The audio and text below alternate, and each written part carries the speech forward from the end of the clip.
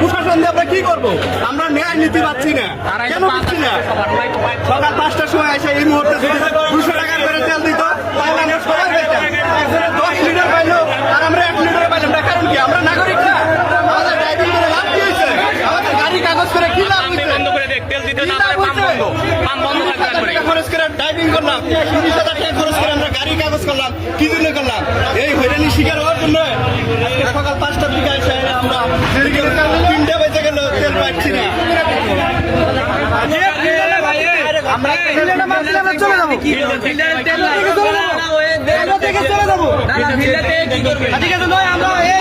সকাল 9টার থেকে এখন পর্যন্ত দাঁড়িয়ে আছি। এখন বাজে 4টে মনে হবে না, 3টা আনুমানিক এরকম হবে। 3টা বাজে, 2:30 বাজে উনি আমাদের এরকম করে দাঁড়ালো, কথাটা কোয়ান্টিটির মধ্যে তেল দিল, আমাদের দিল না।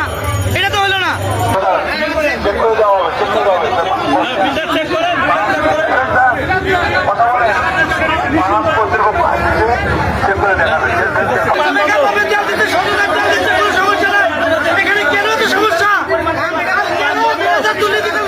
ভুরুঙ্গামারী শাহ ফিলিপ স্টেশনে দেখতে পাচ্ছেন এখানে গ্যামজাম হচ্ছে।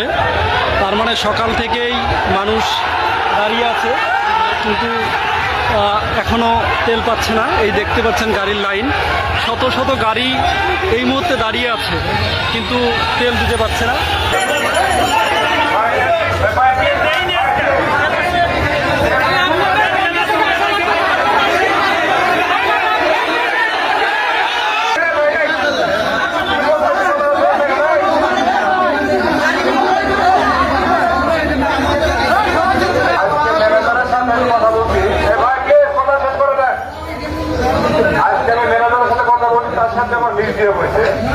আপনাকে বলছি যে এখানে মিনিমাম 10,000 লিটার তেল সারা বোতলে বোতলে তেল